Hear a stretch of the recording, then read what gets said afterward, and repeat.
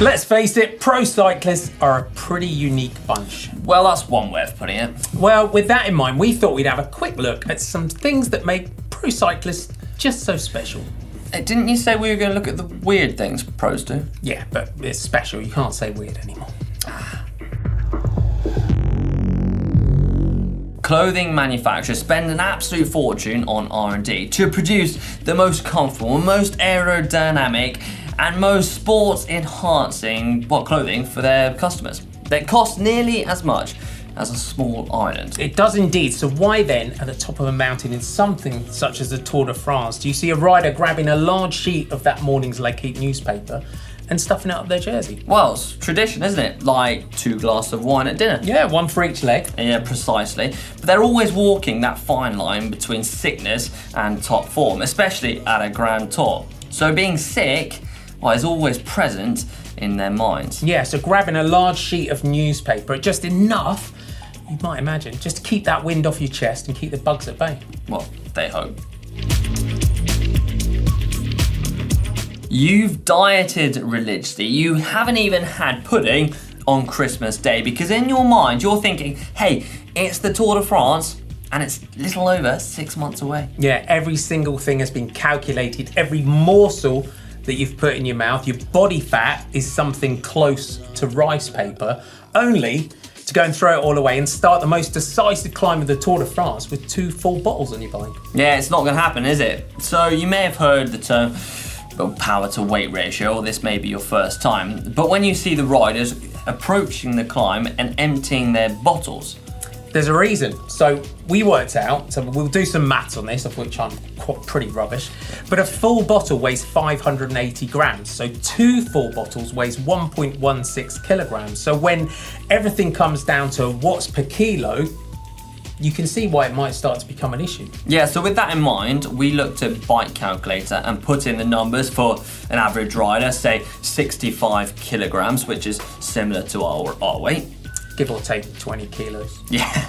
Then we looked at climbs, so we looked at a famous one, the Col de Tourmalet, which is 19 kilometers long with an average gradient of 7.8%, and then an average bike, so we're looking at 7 kilograms, yeah.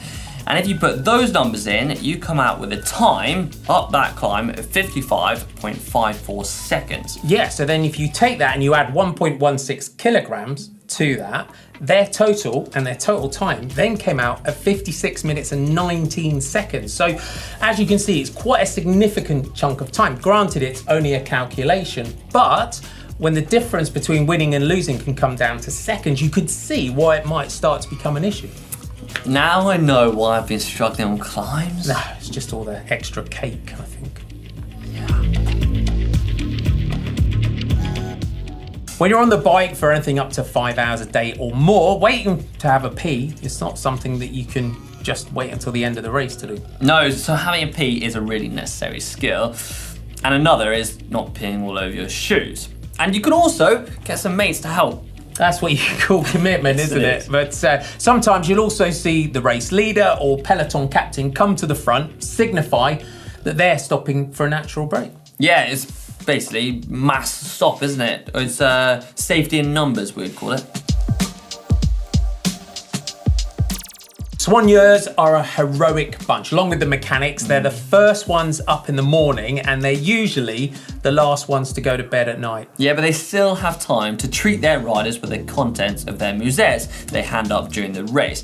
And talking of feed zones, they're probably the most chaotic parts of any bike race, and it does take some skill to get over and get your musette. It does indeed. The soigneur will tie a big knot in the handle of the musette so it doesn't just slide through your hand and wipe out the rider behind you. But what actually goes in the lunch bag varies from team to team and also from country to country. Yeah, I mean, rice cakes have grown in popularity over the last couple of years, but there's also brioches, ham and jam sandwiches, ham and jam. There's also kind of cream cheese. I used to love Nutella. That used to be my favorite one. Nutella sandwich, oh, beautiful. Oh, my riders used to love a Nutella sandwich as well. But also, you'd also get in there a couple of energy bars, some energy gels, a couple of extra bottles. And if you're really lucky, maybe a frangipane or a Stroop waffle. Stroop bottle, a little can of Coke.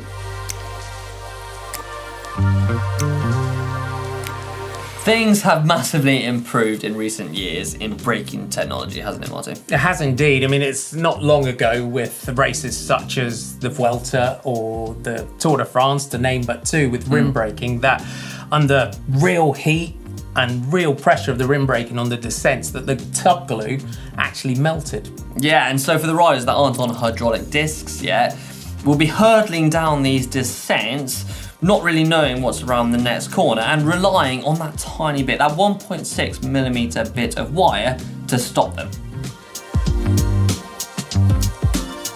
The term sticky bottle is used when a rider holds onto the bottle being offered by the director sportif in the team car, who then taps on the accelerator for a short burst, or as we've seen over the years, for a lengthy period of time. Something, of course, I never did as a sport director. Yeah, of course you didn't. Punctures and crashes are all part of it, and getting back on behind the team car is in cycling's long unwritten rules. But hanging on the bottle for a long time is not. It's not indeed. And over the years, we've seen Nibali, Bardet, to name just a couple, who've all fallen foul of the TV helicopter and, ultimately being disqualified. Yeah, it's a no-no. Cycling kit's designed to be able to put on and take off on the move in the middle of a race, but even the most experienced pros get caught out from time to time. So cue Michael Woods, one leg warmer on, one leg warmer off at this year's Liège-Bastogne-Liège. Hilarious moment, but you do have to anticipate when the race is going on and the speed is going up, whether to take your kit off. So take the kit off when the race is slow, getting rid of all the heavy stuff like your capes, etc., before the race starts to get going and you start overheating. In extreme temperatures, trying to keep your core temperature down can sometimes be a tricky one. I don't think there's anything quite like that feeling of overheating in extreme heat when you just can't cool down. Oh, it's the worst. And you might have seen it in the Tour de France where the riders had a small bulge between their two shoulder blades. And more often than not, this was either ladies' tights or socks filled with ice. Now, the reason they use ladies' tights is because they're actually cooler because the water, or the cold water, is being filtered better than it is with a dense sock. So that's how the riders try and cool themselves down, at least. One thing we're used to seeing during racing is riders going back to the team car and filling their pockets, jerseys, bottle cages with bottles. Yeah, they even had a competition at the Giro d'Italia one year to see who could fit the most bottles in their jersey. And what was it, like 20? It was, which seems a little bit pointless really, seeing as that's more than 2 bottles per rider. But there's also a right time to go back to the car for bottles, and there's a wrong time. Yeah, cue Jumbo-Visma's George Bennett. Frantically chasing to try and get back on. There was bottles flying everywhere. He eventually got rid of them and then set about chasing to try and get back on. Yeah, which he didn't. He actually lost 9 minutes and 41 seconds. And any hope of being Jumbo-Visma's kind of main contender, just in case Kruijswijk failed, I guess. Which luckily for them he didn't. No, but also Sportful actually pioneered the new bottle vest, which actually, I think Saxo Bank first used it in 2014. Yeah, it was a great invention, and it meant that it could be filled up in the team car, just handed to the rider to put on, because over the years, rather than frantically trying to jam bottles down your jersey and in your pockets, and over the years, jerseys have got tighter and tighter, and now a lot of riders wear the road skin suits, which must be even more impossible to try and get in. So it's a great invention. Yeah, and it takes 18 bottles, and I guess you could put it on in, 20 seconds. I used to spend absolutely ages back at the team car, 1 bottle at a time, down there, down there, down there. Nightmare. Pro cyclists are a superstitious bunch as well, especially when it comes to number 13. Now, most of the time you'll see the rider that's given the dreaded number 13 with one the right way up and one upside down. Yeah, now I tried to trace this back to find out why number 13 is an unlucky number. And I didn't find just one reason, I found loads. But one reason is, in the Mayan calendar, the 13th Bacton of the Harbinger apocalypse, in for the 2012 phenomenon. You've been reading Wikipedia again, haven't you? Yeah. Yeah. Well, you might be surprised to hear that in Italy, 13 is a lucky number. Fare 13, they say, means to hit the jackpot, and it's actually number 17 that's unlucky. So the next time you see an Italian rider with number 13 up the wrong way, you know that they're merely bowing to peer pressure. Oh, the things we do just to fit in. I mean, I've done, yeah, I'd bet not say. You don't want to know.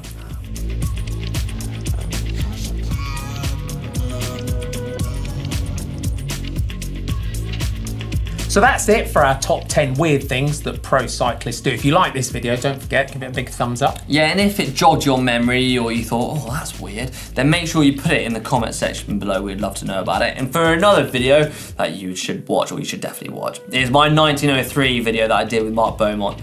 That was a big day.